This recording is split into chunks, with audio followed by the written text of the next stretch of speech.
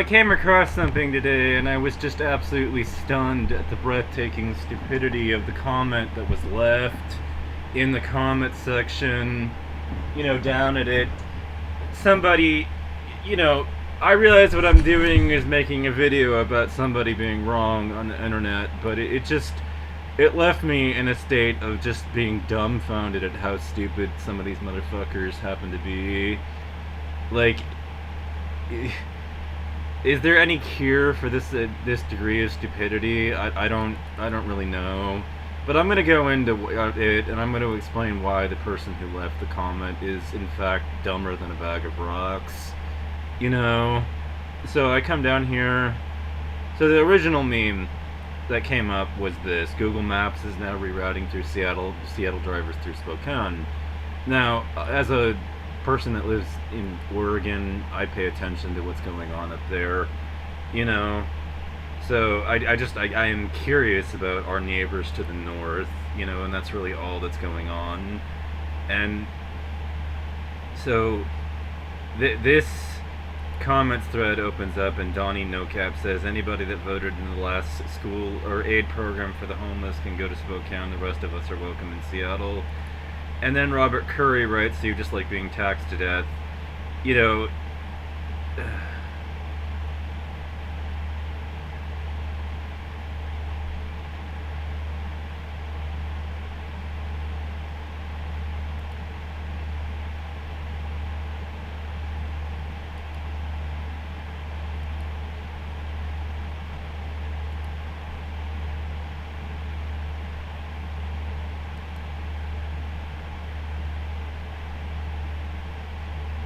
anyways, so I'm looking for the comment, So somebody, Robert Curry, but says fuck Musk and Elon and Trump too. I'm just talking locally. Everything is too expensive to be taxed anymore. The people are tapped out from the super wealthy not paying their fair share. And then Robert Curry says, we've spent billions on corporate endeavors and killing and slaughter and wars and oil and resource and more killing and nothing on what matters to Americans. And then he says, you are a sellout and a traitor. Go to hell.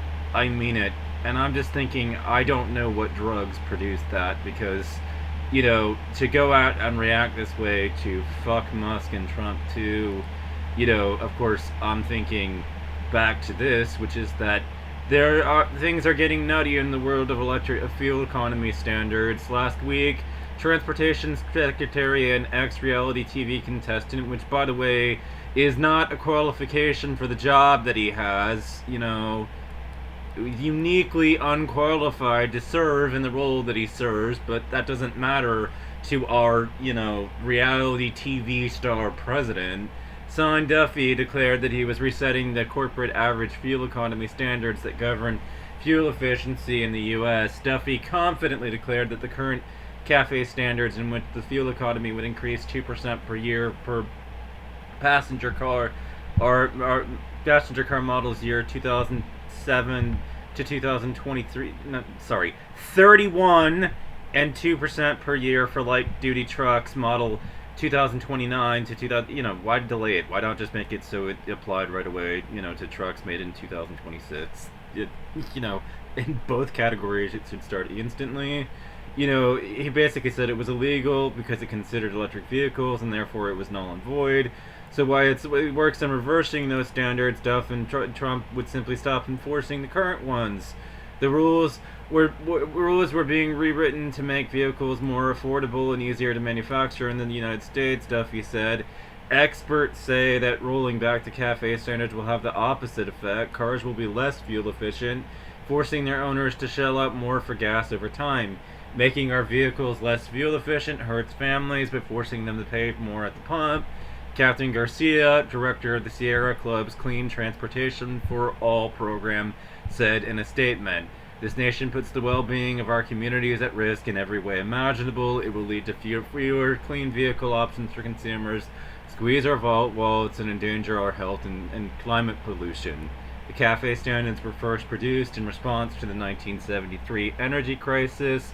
The law requires the National Highway Safety Administration to set the standards for, quote, for the, quote, maximum feasible fuel economy in cars that cars and truck manufacturers can achieve in their fleets in a given model year. If the Biden rules were allowed to play out, our new cars and passenger trucks would have to travel on an average of 50.4 miles per gallon by 2031. Individual vehicle owners would save an average of $600 in fuel cost over the life of their vehicles, and the U.S. would avoid having to burn more than 70 billion gallons of gasoline through 2050, resulting in more than 710 million metric tons of pollution out of the air, the equivalent of taking more than 230 million vehicles off the road. Meanwhile, Senate Republicans are racing ahead with a budget reconciliation bill that would zero out fines for automakers that fail to meet the current CAFE standards, in effect making those rules completely toothless. Non-compliance fines have brought in hundreds of millions of dollars to the federal coffers over the year. Stellantis, which owns Jeep and Dodge, paid over $400 million in civil penalties from 2016 to 2019, and then $190 million from 2019 to 2020, and General Motors paid $128.2 million in 2016 and 2017, Reuters reports. Naturally, the automakers are giddy at the possibility of zero consequences for exceeding fuel economy standards. The standards that are out of sync with the current market reality, and immediate relief is necessary to preserve the affordability and freedom of choice. Of course, they're, not really, but that's corporate spin. That's what they always say. It's bullshit. They're full of shit, and it's not necessary at all. They're lying scumbags, and it's just corporate spin. There's no reality to it. It is not at all necessary, and they are utterly full of shit because corporations always lie and panic monger. The business community is not at all trustworthy. If they say something is going to be a disaster as a result of it being passed, you should laugh in their face and dismiss it. It's never true. It is always bullshit because it's coming from somebody that is so incredibly biased and has a vested interest in deceiving the public about the matter. It's not true.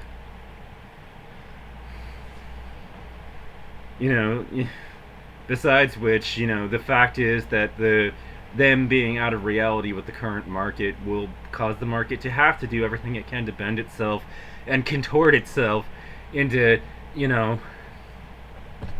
complying with it, which is good, Stellantis told Reuters the Alliance for Automotive Innovation, which represents Detroit's three big automakers, praised the Republican bill, as well as Duffy's novel interpretation of the current CAFE standards. In 2020, this same group praised Joe Biden's CAFE standard as good and appreciated. These are the same companies that used to claim to care about fighting climate change and creating a world with zero emissions, as GM once said. Carlos Tavares, who resigned as the CEO of Stellantis, said last October that he supports stricter emission and fuel economy rules in Europe and the US because he wanted to be on the right side of history. He recalled in wrenching detail the experience of his daughter driving through a wildfire in Portugal in which the heat was so intense that it melted the door panel of her car. Now, when faced with proposals that would worsen the effects of climate change by allowing automakers to make more polluting vehicles, those same automakers are enthusiastic in their support. This shouldn't come as any surprise. Automakers were complicit in the first of Trump's administration to weaken fuel economy standards, and they support the efforts to nullify the California ban on the sale of gas-powered cars and trucks by 2035. They are firmly on the side of making more money, not preventing wildfires and floods caused by a heating planet. Not only that, but this comes from Trump. Trump appointed Sean Duffy in the first place. He is a Trump nominee. This is on the backs of the Republican Party. Elon Musk, for his part, bankrolled Trump's campaign and was one of the single biggest donors to it. So, if you say fuck Elon and fuck Trump, as per what this idiot said, you are doing, if you are basically cheerleading for those two, you're cheerleading, for the Republicans, then you are responsible for us spending trillions on corporate endeavors and killing and slaughter on wars and oil and resources, and more killing and nothing on what matters to Americans, because no one is more uniquely responsible for that reality of us spending nothing on what matters to Americans than the fucking Republican Party and people and men like Musk and Trump too. So if you say you're a sellout and traitor for condemning them and go to hell, you are engaged in psychological projection. You are also operating from a psychotic frame of reference that is completely disconnected from reality. You don't see it clearly. You don't realize it. You have been brainwashed.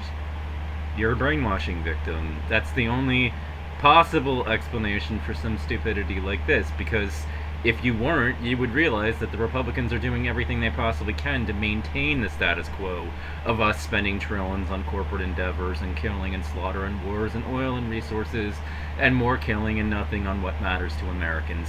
Why would they ever support it changing? I mean, after all, they're the ones that, basically said they were conservatives. They don't want anything to change. Isn't that what being a conservative is? You don't want anything to change. So, America was addicted to oil in 1973, and it should be addicted to oil forever and ever and ever. So say the Republicans. That is what they want, and they will do everything they can to push for it. And also, they're butt buddies. The incestuous relationships between them and the automakers are just, absolutely off the charts. They're in bed with each other. They all trade in the same circles. They probably fuck each other too behind the scenes. They're doing everything they can. They're completely in collusion with each other. In order to do everything they can to keep us, America, on light trucks and SUVs and to widen the exemptions and to eliminate them for sedans and everything else. So anyways, if you really wanted to end the endless wars over oil and gasoline, then you would be pushing for something the automakers will be totally against, which is raising the fines back up and making them go up every single year, so they pay more and more and more. In fact, they should be rewritten so that, basically it just takes a look at how much money they made by violating it, and then it charges 120%, so that it's impossible to profit by violating. They lose money if they violate, period, 100% of the time, because it takes all the money they make and then some. That's what it should be said as the whole, calculation. No more lowball fines, cost prohibitive fines that prevent corporate America from, being able to do jack diddly shit. And then you eliminate all the exemptions and rewrite the bill so it's illegal for anybody to put an exemption in it. Furthermore, any politician that pushes for any more exemptions is automatically impeached and convicted and expelled from power as a consequence of even advocating for exemptions.